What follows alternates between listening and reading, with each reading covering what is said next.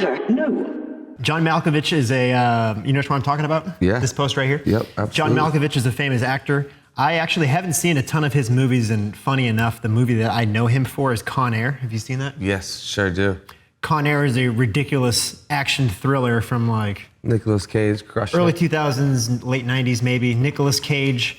It's about a group of convicts that are getting transported on an airplane, and then the convicts take over the airplane. Yeah. And the ringleader is a character named Cyrus, played by Jon Malkovich. Really good film. Nicolas Cage has a hilarious long haircut, wife beater, beard situation going on. Highly recommend that movie. Anyways, Jon Malkovich, he's been in like a ton of amazing movies as well. This is his quote. I just want to read it, and then I think it's something that I think about a lot, but I never thought of it in this way before. He said, "Accomplishment may be the result of ambition or drive. I think I probably have lots of drive, but I don't have any ambition. I never really had any. I don't have a hugely high opinion of ambition. I think of ambition as the need to prove something to others and the need to be recognized, a need for rewards outside of the work. Drive motivates you to do whatever it is you're doing as well as you can. Yeah. That's an important distinction." Yep. And I think that's an important thing to distinguish drive and ambition, especially now in a world that's so ego-driven in my mind. And a lot of people they're detaching themselves from the process and thinking about the result rather than vice versa. Right. Yeah, I mean, that's why I shared that. I just feel like it kind of correlates a lot to what we talk about on here and just in general. I related to it so much because it's hard I hadn't really ever thought about it like that. Ambition's widely regarded as like a positive thing, you know, just wanting things for yourself, which is obviously what life is about, you know, in a lot of ways, pursuing things that you want for you and your loved ones. But I really related to the idea of just like being driven. It's kind of that don't try thing, like whatever's inside you, whatever your passion is, it's about that. It's not about the want for more. You know, if you think about one of my oldest quotes, one of my more popular quotes is like, "Don't lose your happiness on the pursuit for more." And I think it kind of relates to that. I feel very driven to do things most of the time. It's really intuitive for the most part, and I think that's what it's about. We talked about this on the most recent episode. A fan asked about getting over the blues of when a big accomplishment or you release an album, like, and then there's kind of that come down from that big moment. But I think that come down exists because your ambition is driving you towards a goal rather than enjoying the process. Right. So when you reach that goal, you feel like, well, what's next? Absolutely, yeah. You know? And I think you can open it up to just life in general. Like, I think it's a source of a lot of unhappiness. You know, getting back to that quote of mine, where it's just like, we're wired to always look at the next thing and never be in the now, you know? Always looking ahead and always looking at what you can obtain or what you can acquire next, or what you need to do next, you know? And it can be very draining. Like, I see it online, I see it on, you know, when I go on social media, I see that, and people talking about mental health and the anxiety of the future and all that type of stuff. And I think it's a perspective reset that's needed more so than anything internally, or smoking weed or taking medicine or any of that. You know, I really do think it's a perspective reset on life, and understanding that every single thing you're doing is all part of the dance, you know? It's not about getting to the end of the dance. It's about just dancing how you want to dance every day, you know what I mean? And that's what that quote was telling me. You know, just do what's in your heart, do what's in your instinct, and do it for that passion of yours. And, you know, anything else, it's just icing on the cake, you know?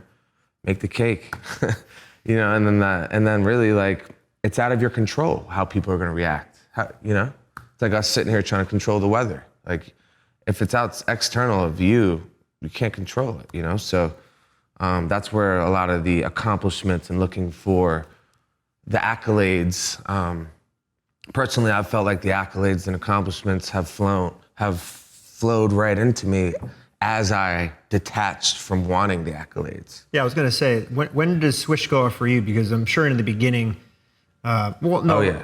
Well, I think in the very beginning, you probably made music for the joy of just making music, because you just enjoyed it and it was a fun thing. Yes and no, though. Yes and no. I kind of had I was just a younger kid and I didn't really think about any of this stuff. So I would say like I wanted the attention. It was just so cool for me to like think that people, liked my music and would come to a show and girls wanted to, be around us, guys, whatever, people. It was definitely attractive to me to be attractive to others. And I was talking even the further beginning, like when you're just in your dorm room or you're in school and you're just rapping on a microphone with your friends around. No, but right away, like, exactly, yeah. But it got very real. It got kind of recognized right away.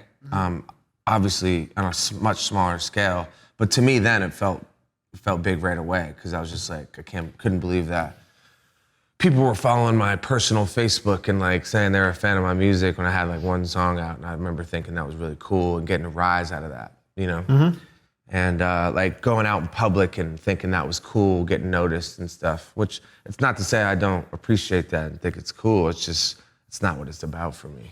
I remember when we were in New York City and you had 9,000 Twitter followers. It was right around the time I met you, and you just had like some chick meet up with us. And I'm like, who is she? And you're like, I don't know, I never met her. She's just one of my followers, and like she's like a fan. I'm like, what do you mean? What is that concept? The concept of like a girl or anyone just like knowing you and then like agreeing to meet up. Like, pretty sure we got fairly out of hand there then as well. Well, we won't mention any names, but that girl is like 2 kids deep right now. Sure. With a husband and like a nice family. This is a long time ago. This is like a decade ago. Yeah. This was right at the very, very beginning. Yeah. Isn't that crazy to think about? Like some of those fans in the beginning and just have whole completely different lives now. Oh yeah. Tons of them do. I've like most of them do. I've followed a lot of them over the years. Like I'll just still follow them on social media and stuff. And it's like, I feel like I've been a part of their lives, Yeah. Well, I think that's how they feel about us too. Yeah. I think that's why people talk about our fandom now and like the people that support us and like how it feels really very strong and kind of different. Not to say other artists don't have that too, because there are a bunch, but we definitely have that. And I think that's a big undertone of it. It's just like a lot of them feel like they've grown up with us or watched us grow up. And as much as I think we've grown up in a lot of ways, but obviously we haven't grown up as much as most of them, because they've gone on to, create, have families and go into that more adult version of life where we're kind of in the matrix here a little bit. But I feel like we found other ways to mature, and we've handled it pretty well, all things considered. But yeah, I mean, for sure, it's a constant evolution, man. So what point did you go through a switch where you kind of detached from the results? Yeah, it's a constant evolution. I'm not sure about an exact time. I would say in these last 3 years or so, I started looking inward and coming across the spirituality in life and just the outlook and I didn't even know the concept of the ego outside of just being like, oh, you got a big ego, like you're cocky or overconfident or something. I didn't understand that whole concept of doing things for your ego, and all your decisions and reactions and actions were driven by this ego. And a big part of it was understanding the mind and quieting the mind, and like, I think you give your mind a chance.